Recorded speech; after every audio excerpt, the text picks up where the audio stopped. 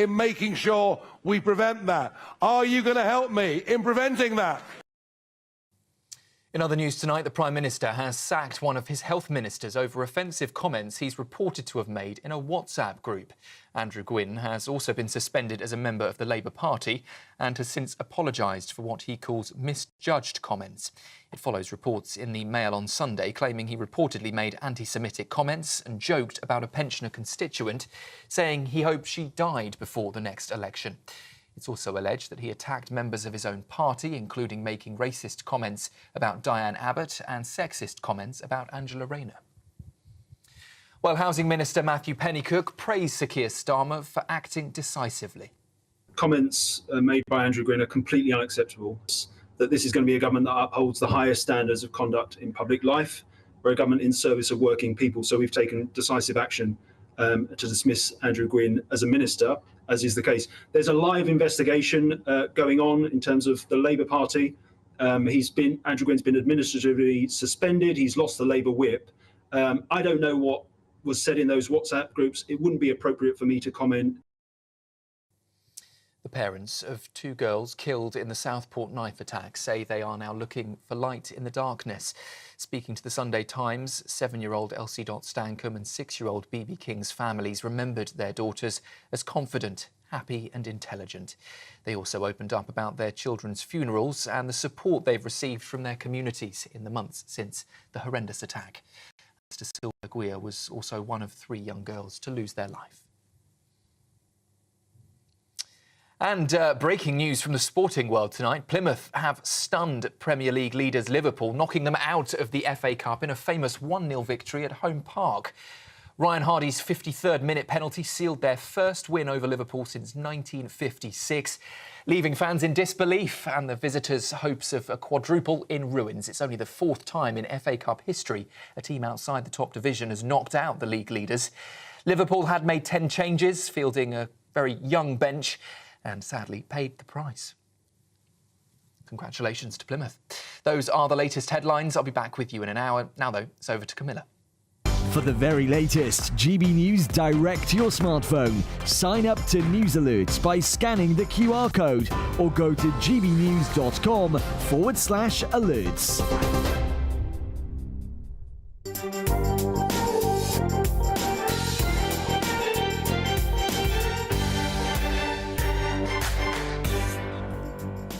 Welcome to the Camilla Tominey Show here on GB News. Lovely to be with you this morning.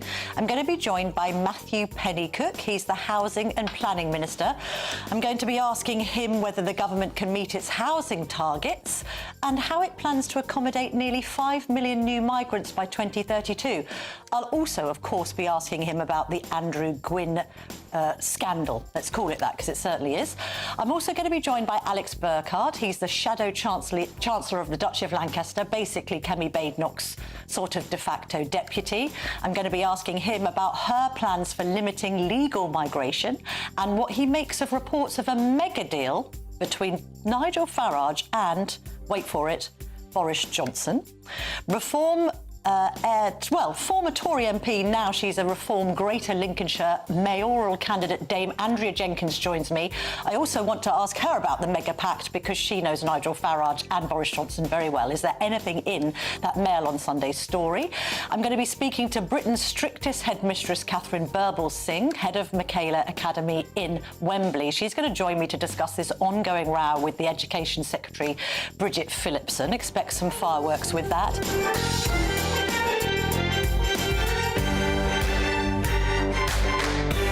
Welcome back. Labour's Housing and Planning Minister Matthew Pennycook joins me now.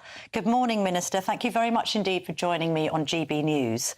Can we talk about Andrew Gwynn? And I do think the Prime Minister deserves credit for immediately sacking him from government and suspending him over these extraordinary WhatsApp messages.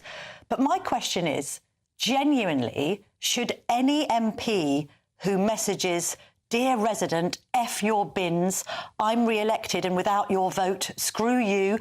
PS, hopefully you'll have croaked it by the all-outs," which mean the local elections, should that person be able to remain in Parliament at all? He shouldn't be able to continue to be an MP, Labour, Independent or anything. Well, you're absolutely right, Camilla. The comments made by Andrew Gwynn are completely unacceptable. And I appreciate you giving credit to the Prime Minister for acting decisively as he has. He's been very clear since the time we entered office that this is going to be a government that upholds the highest standards of conduct in public life. We're a government in service of working people. So we've taken decisive action to dismiss Andrew Gwynn as a minister, as is the case. There's a live investigation going on in terms of the Labour Party. Andrew Gwynn's been administratively suspended. He's lost the Labour whip. I don't know what was said in those WhatsApp groups. It wouldn't be appropriate for me to comment in any case. But we do know. Taking place. But we do know, hang on though, Minister, we do know what's been said. I mean, obviously the Mail on Sunday has published the worst of this. In response to a question about whether a man called Marshall Rosenberg will be at a particular meeting, he replies, no, he sounds too militaristic and too Jewish. Is he in Mossad? Now, I'm sorry, we've had a situation where Keir Starmer has sought praise for purging the party of anti-Semitism post-Corbyn, and yet you've got a minister using this language. This should be a no-brainer at this point, and I appreciate there's an investigation being carried out, but we've already got a load of the messages literally in black and white in front of us. So my question to you is, in what world can this man remain an MP? Well, we have got a series of the quotes from the WhatsApp messages as part of that splash this morning. I don't have the full transcripts that I've seen, but I think you viewers will accept that it would be inappropriate for me to speculate on what comes next when there is a live investigation taking place. But What's your instinct? Because you're a Labour MP that wants the party to appear respectable. Would you say personally that really there's no place back into the party for Andrew Gwynn? We've got a suspension right now. He's not been booted out of the party completely. He should be, though, shouldn't he? Well, his membership of the party has been administratively suspended. He's lost the Labour whip, and the Prime Minister has acted very decisively to ensure that's the case and that he was dismissed as a minister, because we're very clear those comments are completely unacceptable. But I'm not going to speculate on his future standing, whether he stands again for any of those other hypotheticals while that live investigation is taking place. If you were Andrew Gwynn at this point, would you just resign from the House of Commons and say, look, I can't represent my constituents anymore? It's a completely hypothetical. I'm not Andrew Gwynn. I wouldn't use language. I know, but I'm asking for your opinion, Minister, which is a perfectly fair question to ask on a Sunday morning, that this scandal has broken. But I don't think it is appropriate while there's an ongoing live investigation to speculate on hypotheticals as what might happen to Andrew Gwynn. How disturbed are you that this group also involved another Labour MP and Labour councillors who don't seem to have called these messages out?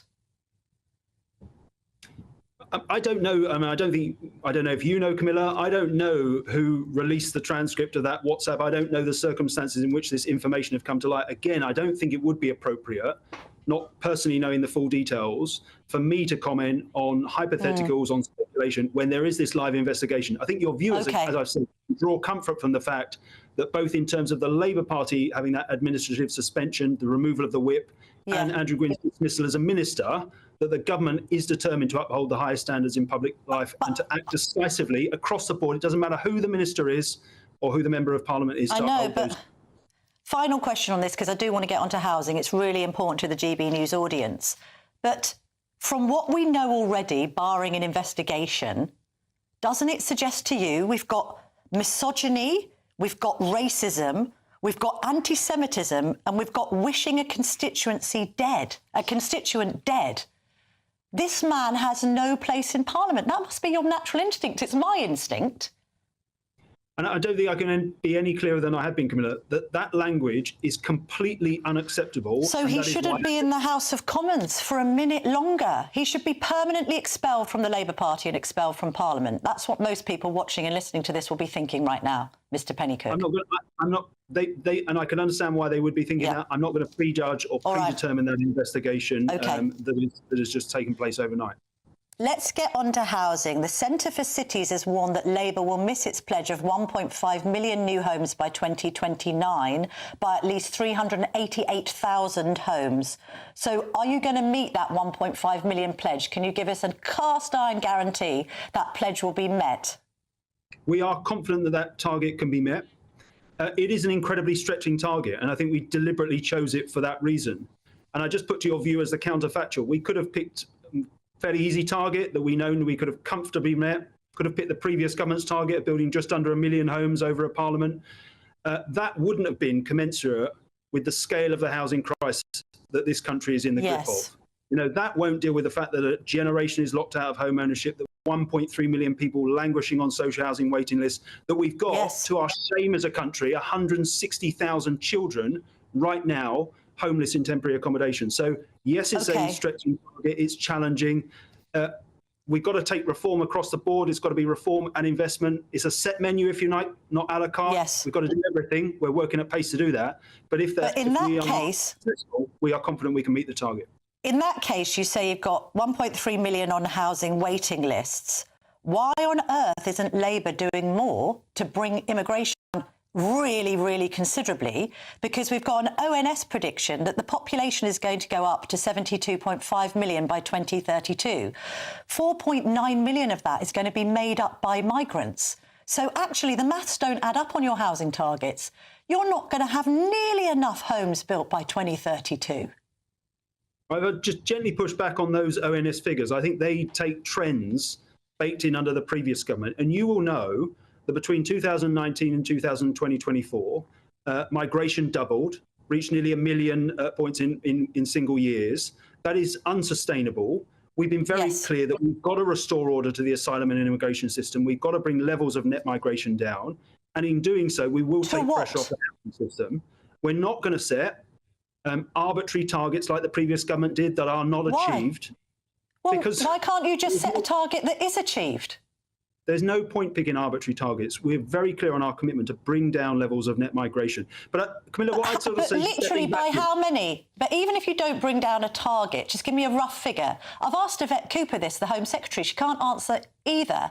How does the electorate have to have any confidence in what Labour's saying if you won't even give us a ballpark? 100,000, 500,000, 900,000? Just give us an estimation.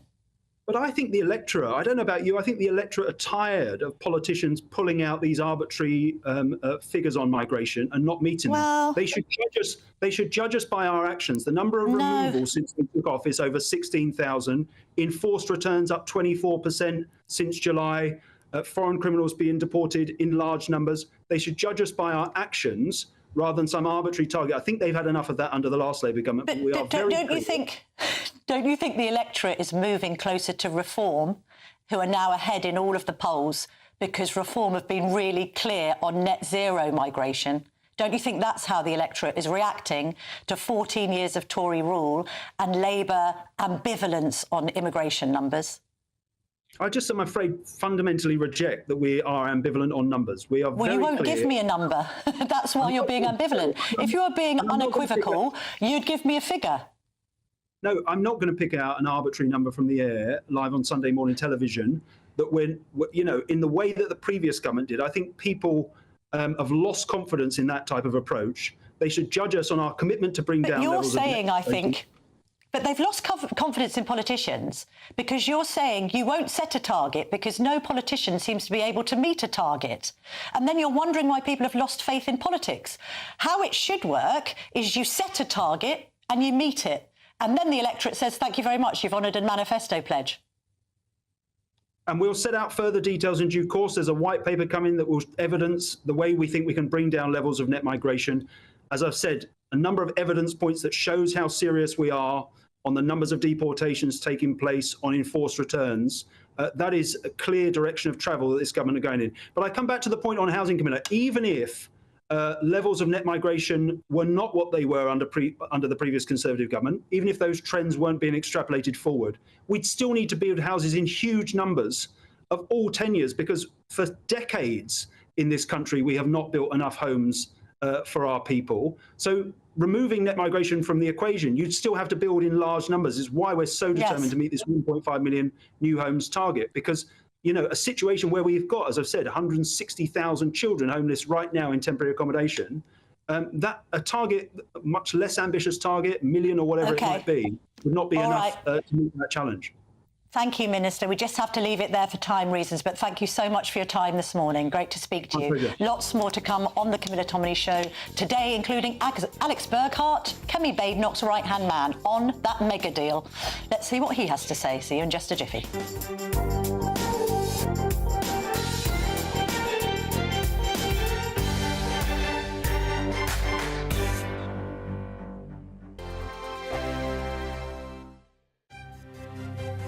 GB News Breakfast, every day from 6 a.m.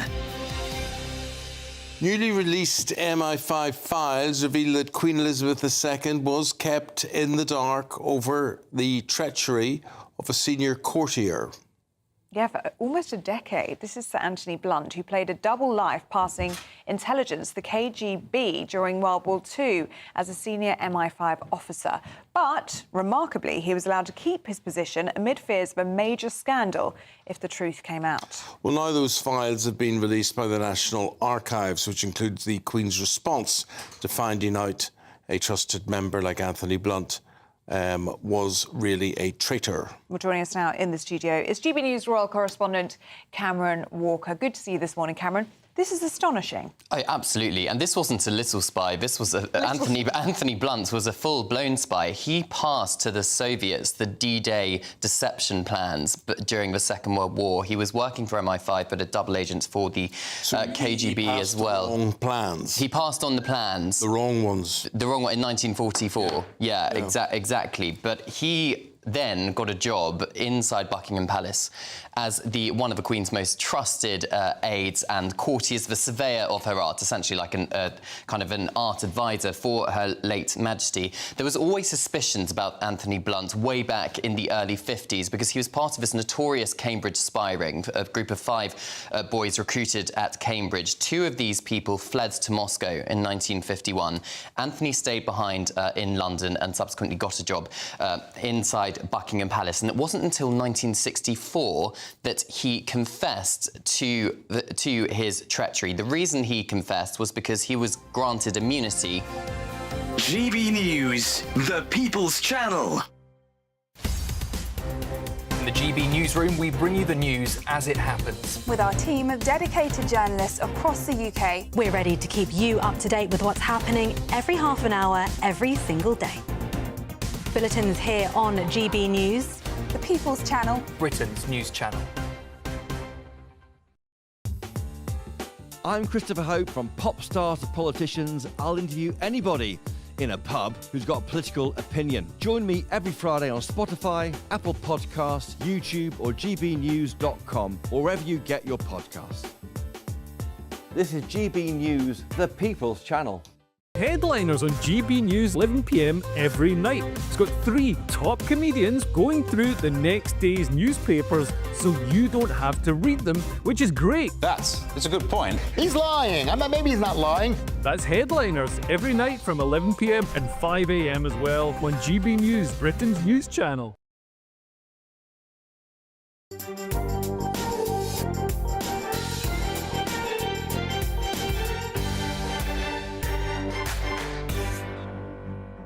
I'm joined by the Shadow Chancellor of the Duchy of Lancaster and Shadow Secretary of State for Northern Ireland, Alex Burkhardt. Mr Burkhardt, lovely to see you this morning.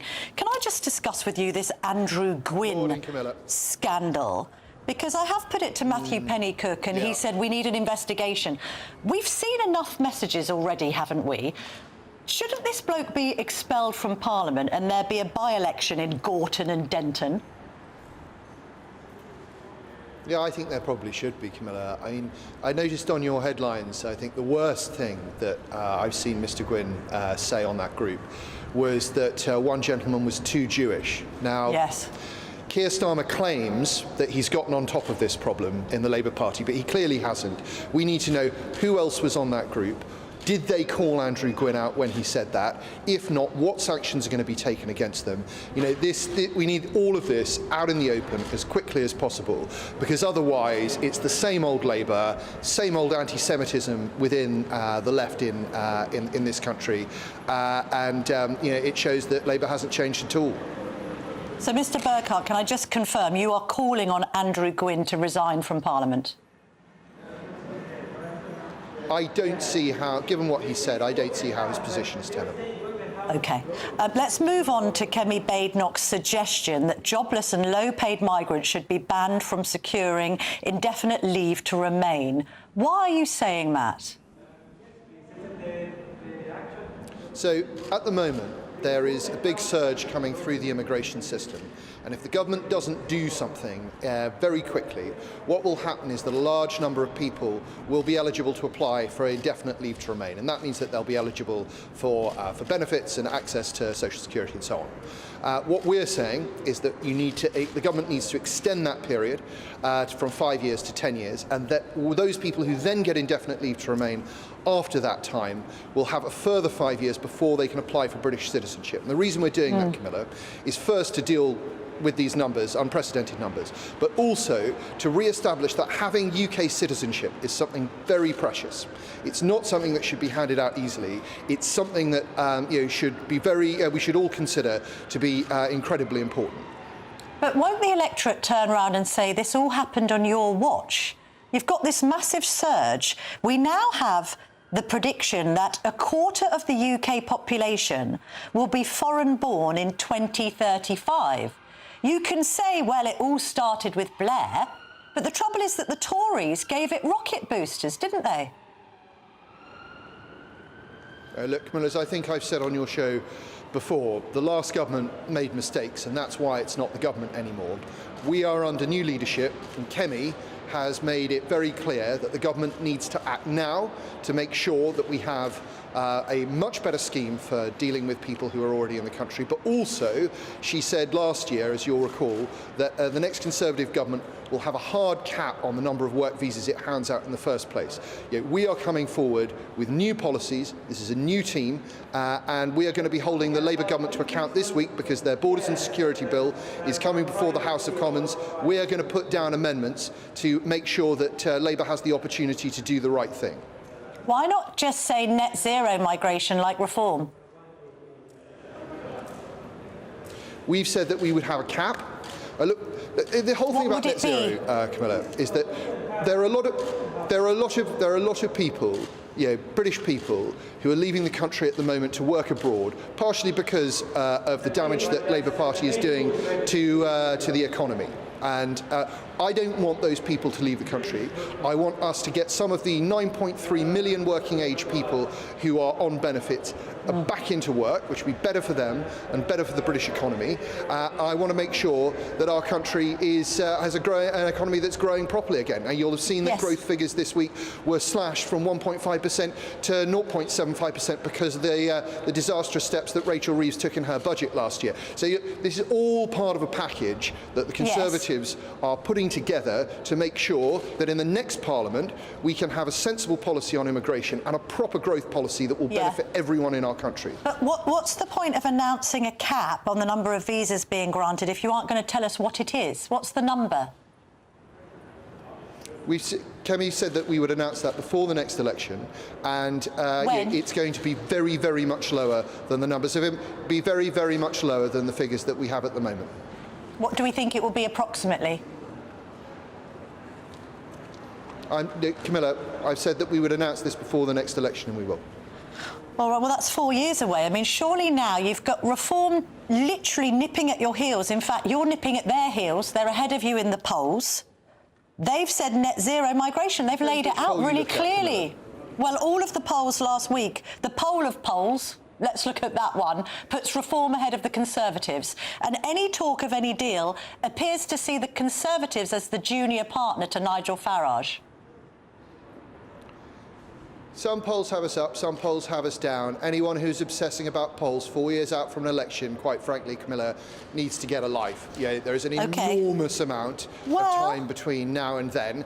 Obviously, the electoral space for us is very competitive at the moment, and that's why we're coming forward with very serious, considered policies. But as I said to you, on net zero, the idea of net zero immigration, if 1 million skilled British workers leave and 1 million unskilled people come in from abroad, that would meet the criteria of net zero, but it would be a terrible thing for the country, wouldn't it? OK. Mr Burkhart, do you think that people are mad then? We have reports that some sources close to Robert Jenrick have met some sources close to Nigel Farage and discussed a mega pact between Farage and bringing back Boris Johnson in a bid to unite the right. Are the people who got involved in those talks at a Mayfair private members club last week, are they deluded? I haven't heard anything about that, Camilla. Well, it's in the Mail on Sunday. I've just told you the details. Reform. I thank you very much for telling me. I have to say that Reform has stated that its intention is to try and kill the Conservative Party. I don't think that that's a very sort of constructive basis for talks between parties. We've got an excellent new leader, and I'm confident that she can win us a majority at the next election, and that's what I'm focusing on as Conservative MP. So what are you saying? You don't want to bring back Boris Johnson?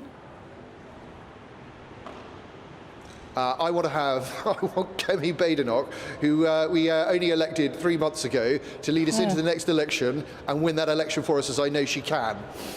Yes, and yet a YouGov poll just out, I saw it before I came on air today, says 48 to 26% of Conservative voters say Kemi doesn't look like a Prime Minister in waiting. That's a bit disturbing, isn't it, as we mark 100 days of Kemi Badenoch in office on Monday? Camilla, you have met Kemi and you know just how talented a woman she is and what enormous potential she has to change our politics and deliver the sort of economic and social change that this country needs. I have every confidence that over the next 4 years she will show that to the British public and that they will vote for her come 2029. All right, Alex Burkhart, I know you have other interviews to do, so I'll leave it there. But thank you very much indeed for joining us on GB News today. Cheers. Thank you. Still to come, Catherine Birbalsingh will join me in the studio to discuss her war of words with the Education Secretary.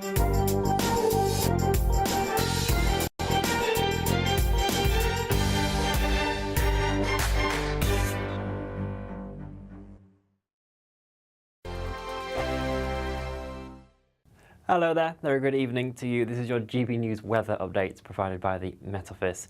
We might be transitioning into a new week, but we're holding on to a very similar weather pattern. The cloud that's been filtering in from the North Sea today is going to continue to provide outbreaks of rain and drizzle overnight, particularly for areas of England and Wales, parts of southeastern Scotland as well. This will be wintry over the hills for the Pennines, parts of the Chilterns and the Downs as well. Further towards the west, there will be some clearer skies, particularly for northwestern Scotland. That will allow temperatures to drop off, so maybe lows of -5, -6 degrees Celsius here. There could be the isolated freezing fog patch around first thing on Monday, maybe some localised icy stretches as well on untreated surfaces because of those showers around. But despite the very cold start across the northwest, it is going to see the best of the sunshine here right throughout Monday. Quite a pleasant day to come here. Elsewhere, we're going to be plagued by quite a lot of clouds, quite gloomy scenes for many of us. These showers still continuing to push their way in from the east. Will still also be falling as snow over the higher ground areas, perhaps a couple of centimetres or so building up over the Pennines during the day. It is going to be feeling rather cold underneath all that cloud, particularly with the lack of sunshine, but also we have to filter and factor in that easterly wind that is filtering its way in. So whilst temperatures on the thermometer will be around 4 or 5 degrees Celsius, it's going to be feeling closer to freezing for many of us during the day. As we move into Tuesday, the area of high pressure that's sat across Scandinavia and bringing us this easterly wind is still going to stick with us, but it's rejiggling ever so slightly, allowing this smaller area of low to just bring some longer spells of rain perhaps into the southeast, and maybe another area of low just bringing some spells of rain to the Isles of Scilly later on as well. For most of us, though, we do hold on to a lot of that cloud. It's going to be the northwest again that sees the greatest chance of some sunshine during the day, but that cold theme really is continuing, and that brisk easterly wind is looking like it's going to stay with us for a good few days to come. Enjoy the rest of your evening. Bye-bye. Hi, I'm Michelle Dewberry, and my show is your opportunity to cut through all the noise and dive in headfirst to some robust debates. Ideas clash. Situation, because the failure is you're deliberately avoiding my point. Nothing's held back. And if you think this is the end of it, wait for more. And we do not shy away from the difficult stuff. Sometimes I want to shake people and say, if only you understood. So join me on Jubes & Co. weeknights at 6 p.m. only on GB News, Britain's news channel. Mornings don't have to be tiresome, especially if you have the right company. Wake up to news as it happens, opinion and debate, and of course, a little bit of entertainment too. Because when the kettle's on, we're on. That's Breakfast on GB News, a show worth waking up for. Every morning from 6 a.m. Only on the People's Channel, Britain's news channel. We'll spread the news, you spread the word.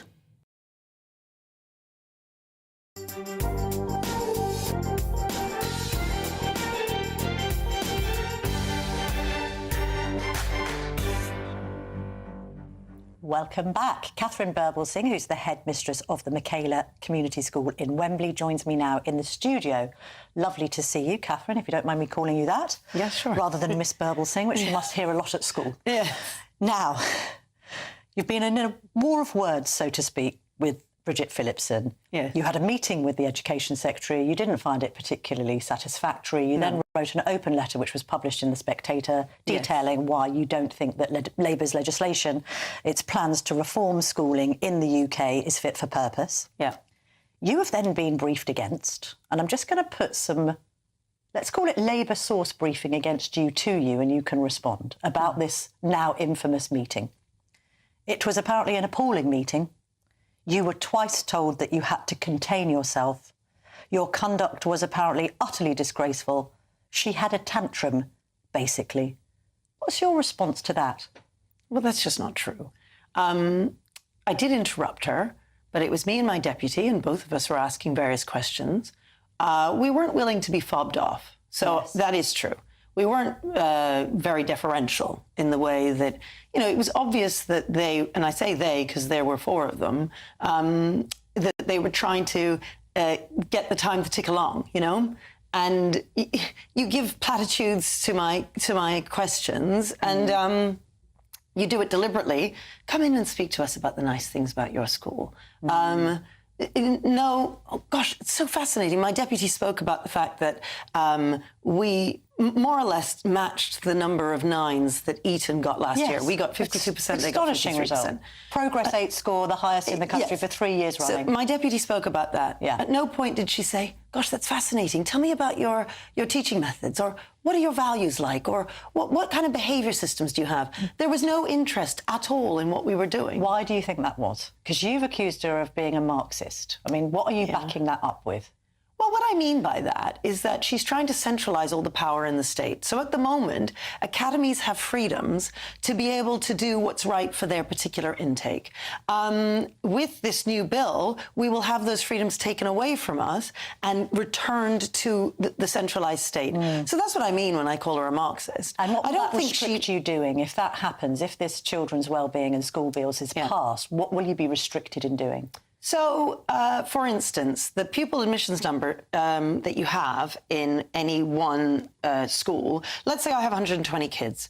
Let's say one of the local schools, not very good, also wants 120 kids, but they haven't got as many. They'll make it so that they'll reduce the number of places in a good school to increase the number of kids in that other school. And I said to Miss Phillipson, of course, well, what are you going to say to the mum who is desperate to get her child into a good school and you've reduced the number of places? But she didn't have any response. You know, it's interesting because at the meeting I also asked her which of the top schools she's been to visit. She wasn't able to name a school. Since yesterday, bizarrely, somebody on Twitter sent me an FOI that they'd done asking which schools she's visited, because she said it was a matter of public record. And of course, I haven't been able to find that. Someone sent it to me. You know, she hasn't been to a single one of the near 100 schools that got over +1 at Progress 8. So there are practically 100 schools she could go and visit, all brilliant schools. She hasn't been to see one of them. So all of these school leaders who are up in arms right now and very upset about what's going on because they know, for instance, Clause 44, if that goes through, it will stop right now the automatic reform to academy status that a failing school will have. And what that does is it allows a trust, a big trust, to come in that has the reputation of turning around failing schools, to take over that failing school and to replace the failing school leaders with new management. Yes.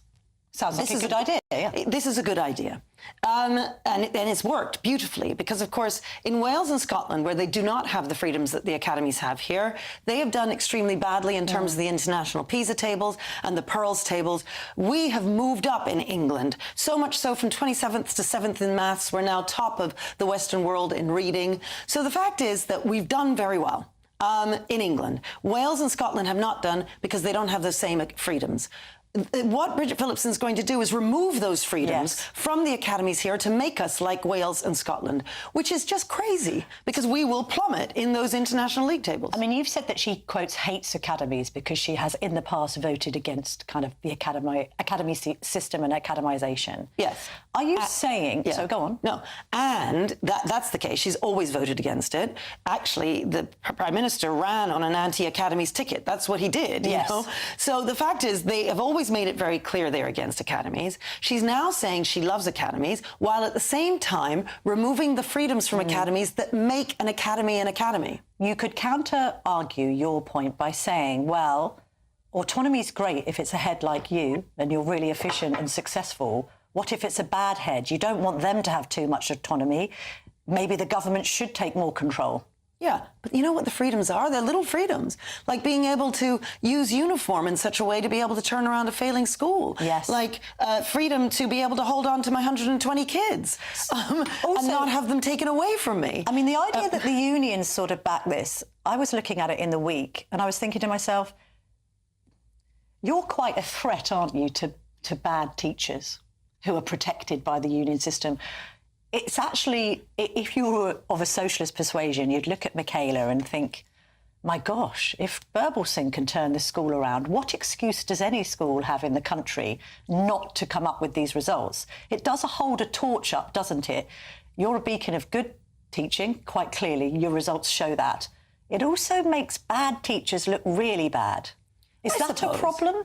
But I mean, look, this really isn't about our school. Frankly, the things that I'm arguing, I'm shocked by the fact that they've abolished the Latin for Excellence program and taken away their funding. We don't even offer Latin at Michaela. The advanced maths program that has put extra maths teachers in the classroom and that has got 50% more kids taking maths A-level.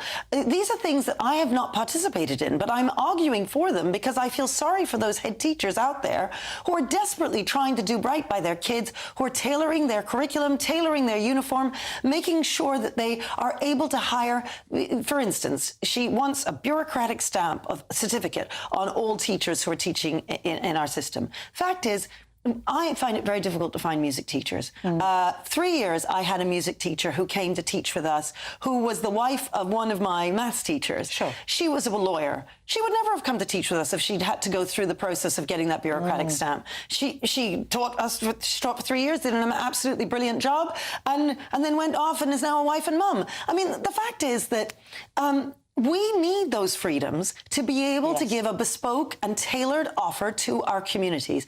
My school is not the same as a school up in the Cotswolds, as in the Lake District, as in Hull, you know? So it's tailored education to a tailored set of pupils in a certain extent. We are the school leaders. So we know what's best. Yes. And I understand... What she said, she said, you know, basically, I don't need any lectures from anyone on the importance of a good education for disadvantaged children because I've lived it. That's right. She's referring there to having been brought up on a council estate, gone to a comp, but ended up at Oxford. And so that quote, which I find so shocking, I mean, and this isn't reported by me, this is from them. They say they don't need any lectures from school leaders. So what they're saying is, she's been to school, she knows enough, get lost, we're not listening. Yeah. And that's exactly what I found in that meeting. Yes. They were not listening. And so, yes, I did interrupt her, and maybe I deserved detention for that. But the fact is, we were told very clearly, you've got 30 minutes.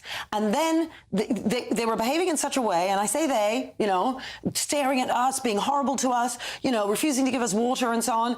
I mean, the fact is that they had a particular agenda that they needed to fob us off.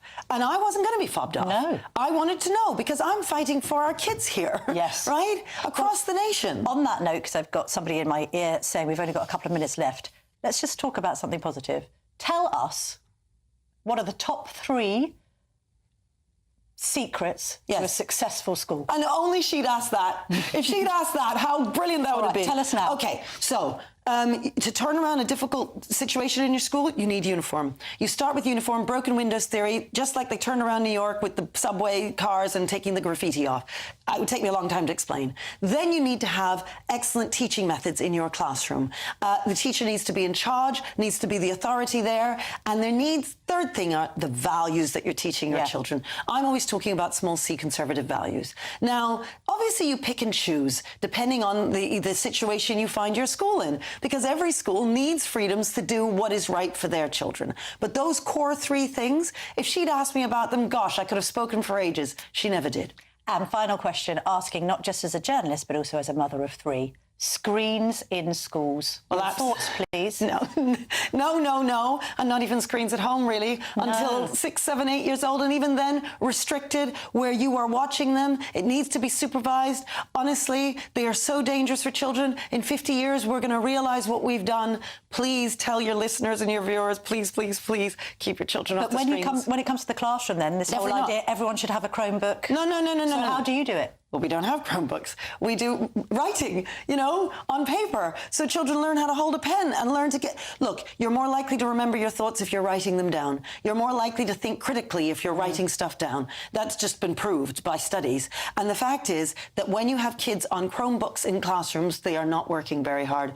There are reasons why we do so well in our exams at GCSE. It's because of a whole bunch of things, but one of them is because we don't have screens in school. Wow. And are you going to re-extend an open invitation to the Education Secretary to come and visit Michaela? I did at the end of the meeting, and I did at the end of my letter. Right. I'll keep on extending that because I'd like her to see a school that works. But you know what? If she doesn't have to come, she doesn't have to come to us.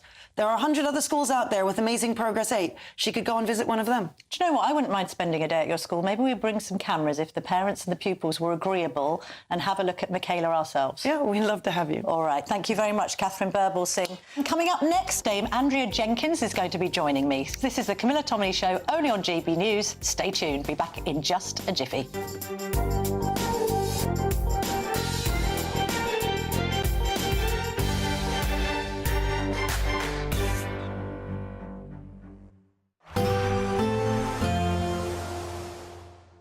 Can't wait to get in that sea. Lovely and warm. Just like the feeling of having great travel insurance. All Clear Travel Insurance sponsors GB News travel destinations forecast. You may well be thinking of escaping the cloudy skies of the UK and heading to the Mediterranean, though it is rather mixed out there at the moment. There are some heavy showers and thunderstorms across parts of Malta and Sicily, though recent snowfall across the Alps should hopefully help with some skiing conditions. Perhaps the most settled conditions across parts of southern Iberia, Portugal and Spain, though there is some showery rain pushing into parts of Madeira as well. Generally, it is going to be the west that holds on to the most settled conditions during this week as well. All Clear Travel Insurance sponsors GB News travel destinations forecast. Good afternoon, Britain. Weekdays from midday. People living with obesity are people, and they deserve the right for treatment and care as much as anyone else. What we need to understand is that obesity is a chronic condition, or a disease, as some people call it. It's not a choice. And this is the bit that people really struggle with, is that people think this is a lifestyle choice and people have done this to themselves. What we now know is the science and the evidence shows us that this isn't a choice. People have genetic predispositions for living with obesity. What we need to do is be a bit more compassionate and caring to people that live with obesity and support them to make healthier choices, not actually just discriminate and tell them that they're doing something wrong when, if I had asthma, for instance, you wouldn't be saying the same thing to me there. But then it's exactly the same. Usually, if you're going for an operation of some form or other, there'll be often there is a criteria. So my mother, she had a knee operation. They wanted to make sure her blood pressure was right and all these things. This is, to hear somebody say that obesity isn't a choice just because you've got genetic predisposition to it, it's just exactly why people seem to be legitimizing being overweight. Ozempic has proved that people are overweight because they eat too much. Because Ozempic tells you to stop eating, it makes you think that you've eaten and makes you feel full, so you don't eat. You may be predisposed disposed to anything, but you also have a large percentage of responsibility to make sure that doesn't happen. So absolutely, it is in the patient's best interests, because if you're overweight, it'll take you longer to heal. You're more likely to have complications, the same if you smoke, and also the outcomes are usually better.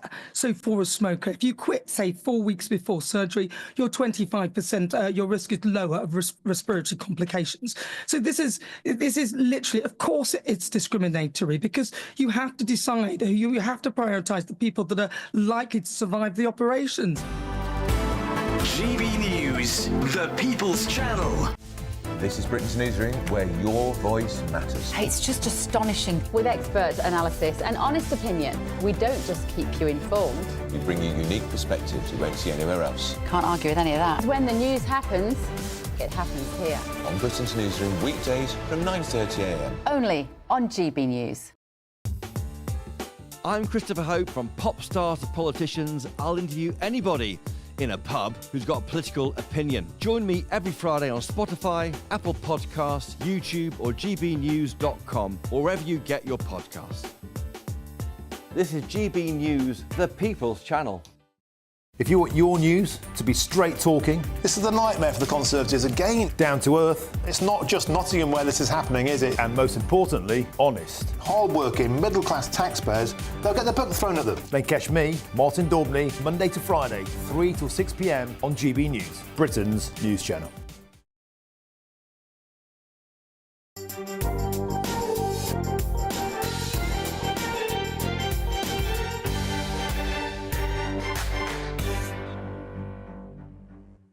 Welcome back to the Camilla Tominey Show on GB News. Joining me now is the former Tory MP turned Reform Greater Lincolnshire mayoral candidate, Dame Andrea Jenkins.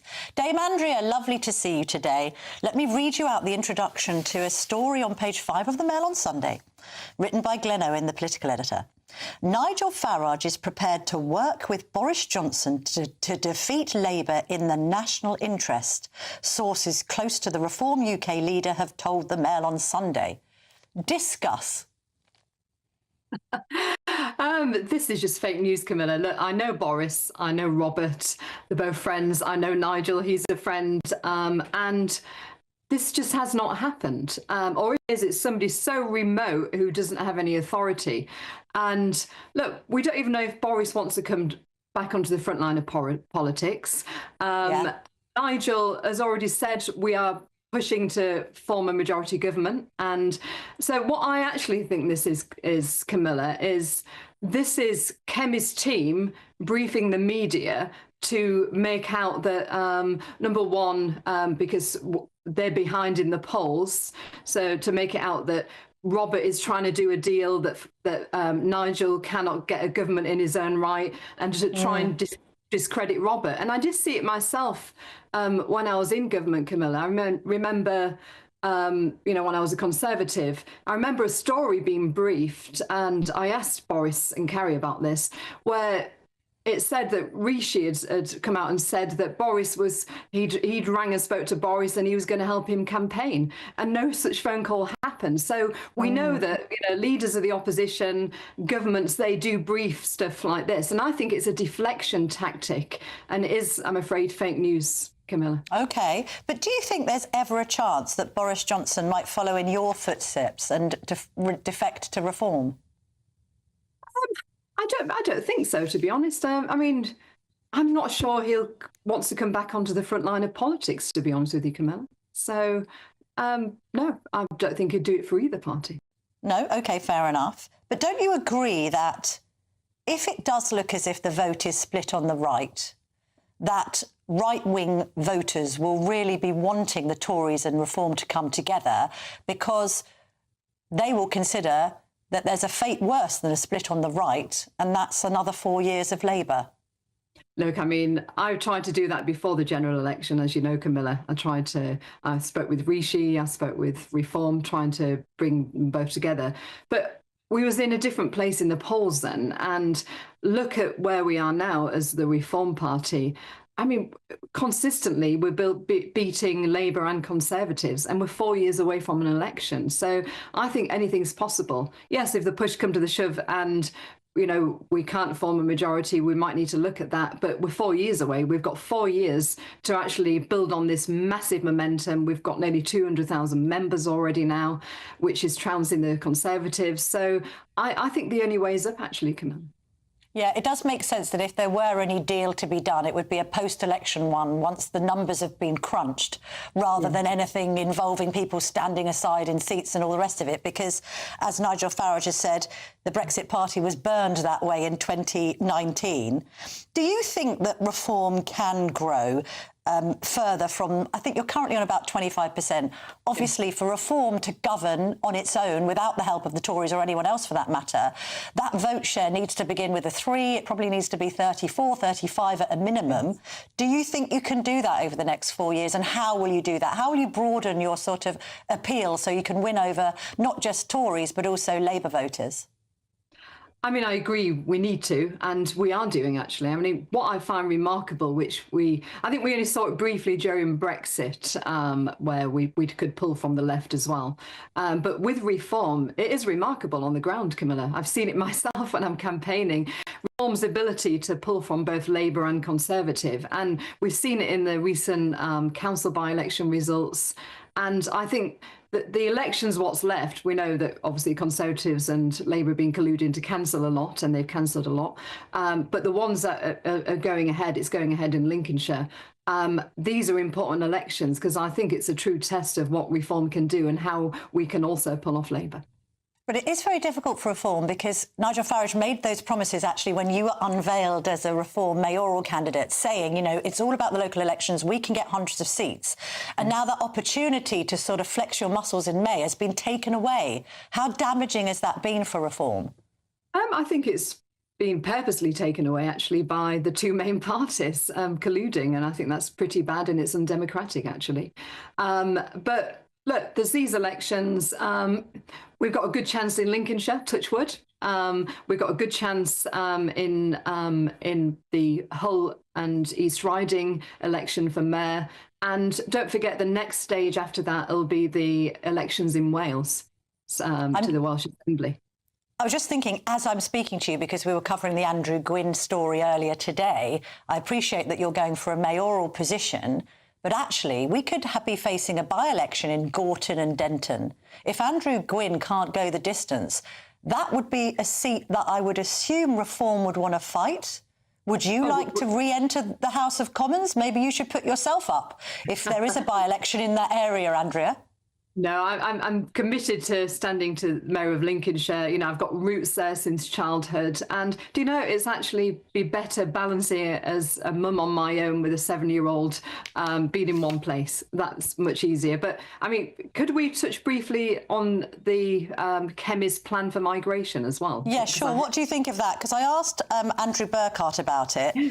The CPS, the Centre for Policy Studies, has calculated that it will cost taxpayers £8,200 if all of these migrants currently given 5 years are allowed to indefinitely remain. That means that they get passports. It's not a bad policy from the opposition leader, is it? The thing is, the Conservatives introduced this qualifying period of 10 years, indefinite leave to remain, back in 2012. And it affected the vast majority of migrants. When Pretty was Home Secretary, Camilla, she also included this indefinite leave to remain route for refugees, extending that to 10 years.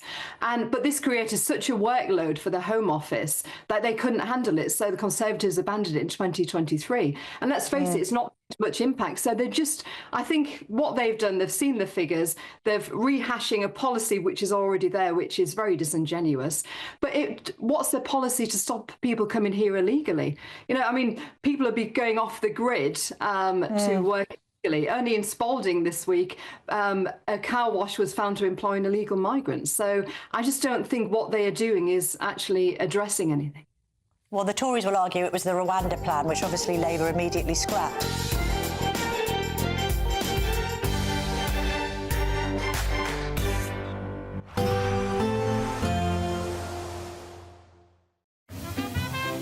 Heavy showers first thing will be followed by a warm, cosy day. Boxed boilers, sponsors of weather on GB News. Hello there, very good evening to you. This is your GB News weather update provided by the Met Office. We might be transitioning into a new week, but we're holding on to a very similar weather pattern. The cloud that's been filtering in from the North Sea today is going to continue to provide outbreaks of rain and drizzle overnight, particularly for areas of England and Wales, parts of southeastern Scotland as well. This will be wintry over the hills for the Pennines, parts of the Chilterns and the Downs as well. Further towards the west, there will be some clearer skies, particularly for northwestern Scotland. That will allow temperatures to drop off, so maybe lows of -5, -6 degrees Celsius here. There could be the isolated freezing fog patch around first thing on Monday, maybe some localised icy